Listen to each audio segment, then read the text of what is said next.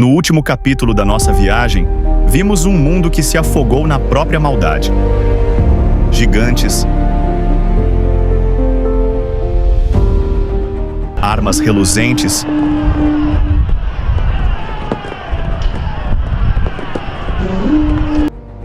música que inflamava o orgulho e rebanhos que valiam mais que a vida. A elite governava como deuses, e a terra já não refletia mais a bondade do Criador.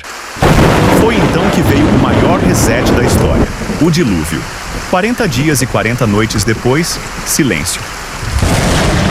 E lá estavam Noé, sua família e todos os animais, flutuando sobre um planeta limpo, mas vazio. Som de madeira rangendo e vento frio batendo. Hoje, viajante do tempo, a gente pisa na terra firme junto com eles. Vamos ver como a vida recomeçou do zero. Como simples abrigos se transformaram em aldeias.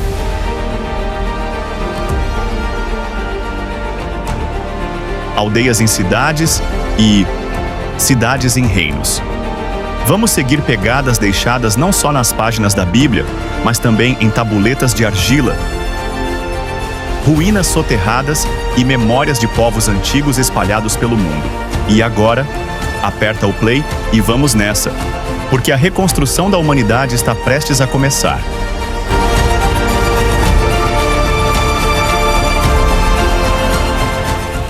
A porta da arca se abre, e o cheiro é inconfundível. Terra molhada, limpa, como se o planeta tivesse acabado de passar por uma grande faxina. Noé e sua família descem com cuidado. Afinal, faz tempo que eles não pisavam no chão firme. Alguns animais correm, outros caminham devagar e alguns... Bem, alguns só olham ao redor como quem diz: e agora? Para onde vamos? O mundo estava virgem de novo. Nenhum prédio, nenhuma estrada, nenhum muro, só natureza.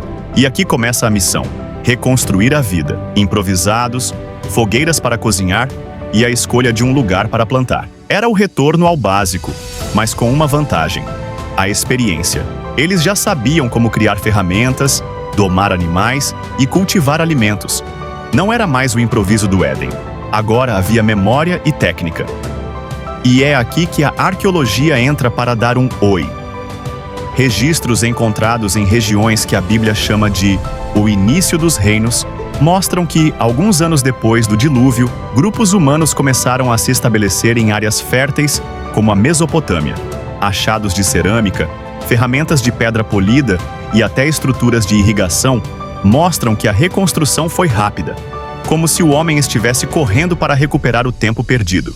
E convenhamos, quando você sai de um cruzeiro de 40 dias com família e zoológico a bordo, a primeira coisa que quer é espaço. E eles encontraram muito espaço. Foi assim que, de pequenos acampamentos, nasceram as primeiras aldeias. E como sempre acontece, o pequeno começou a crescer.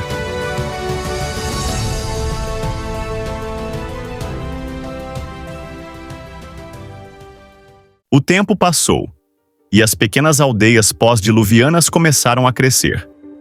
Cada família queria seu espaço, mas também descobriu que viver perto de outros tinha vantagens. Mais proteção, mais troca de bens e mais fofoca, claro. Afinal, mesmo sem redes sociais, as notícias corriam rápido. Com a população aumentando, surgiram as primeiras divisões de trabalho. Uns plantavam, outros criavam gado, alguns fabricavam ferramentas, e tinha sempre aquele que não fazia nada, mas dizia ser chefe. Foi assim que nasceram as primeiras lideranças, e com elas, a ideia de poder centralizado. A Bíblia menciona um nome que virou sinônimo de ambição: Nimrod, neto de Cam, descrito como um poderoso caçador diante do Senhor. Mas ele não caçava só animais, caçava influência. Sob seu comando, cidades começaram a surgir: Babel, Ereque, Acade. Nomes que ecoam nos relatos mais antigos da Mesopotâmia.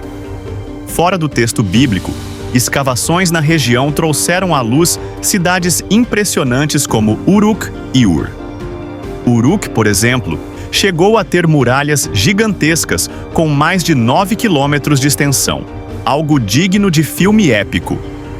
Ali também floresceu a escrita cuneiforme, onde mercadores anotavam transações em tabuletas de argila. Pense nisso como um aplicativo de finanças, só que pesado e quebrável. Imagina perder sua tabuleta no meio da rua? Não era um ops, esqueci a senha. Era um ops, perdi minha contabilidade e talvez minha plantação. Foi nessa época que a metalurgia do bronze se espalhou.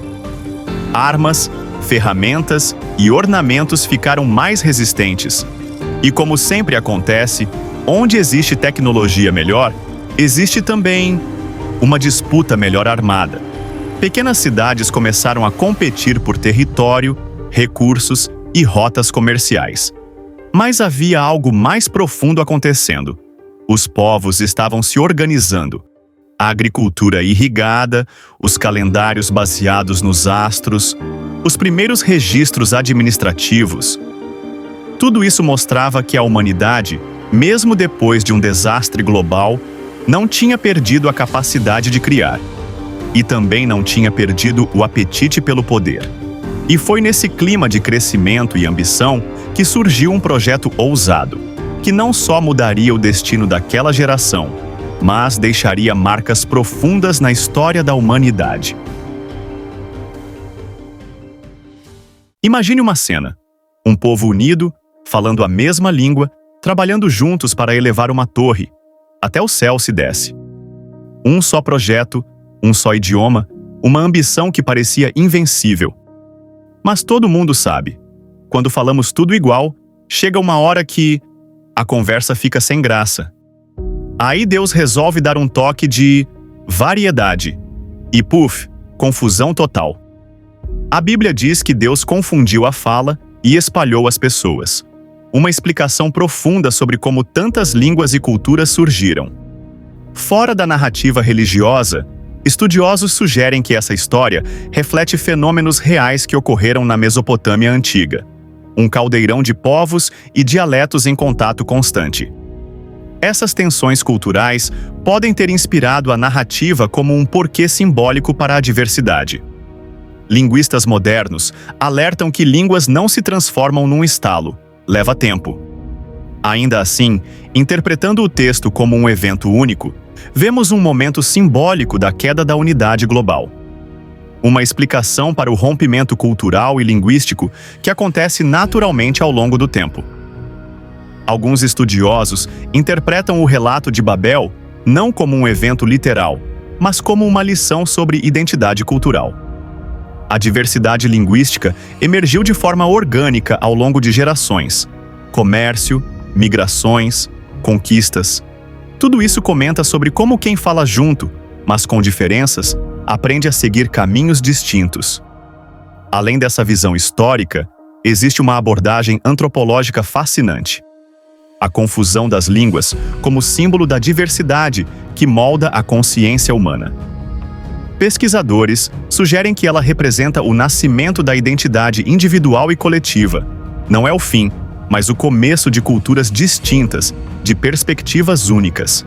Mas veja que interessante. Foi dessa confusão que nasceram as nações, as tradições, os dialetos, a música em cada canto da terra. Tudo começando daquele ponto de ruptura. E aí está. Um evento que parece divisão é, na verdade, o ponto onde a humanidade começou a realmente existir, com todas as suas línguas, histórias e cores diferentes. E assim, viajante do tempo, a confusão das línguas não foi apenas um capítulo curioso da história. Foi o estopim de um mundo cheio de possibilidades. Povos nasceram, culturas floresceram, invenções surgiram, cada uma moldada pelo solo, pelo clima e pela criatividade de quem ali viveu. Essa diversidade é o que nos trouxe até aqui. E entender o passado é a melhor forma de enxergar o presente com clareza. Se essa viagem pelo pós-dilúvio acendeu a sua curiosidade, já sabe o que fazer. Deixe seu like para que mais viajantes do tempo embarquem com a gente. Se inscreva no canal para não perder nenhum capítulo dessa jornada. e ative o sininho.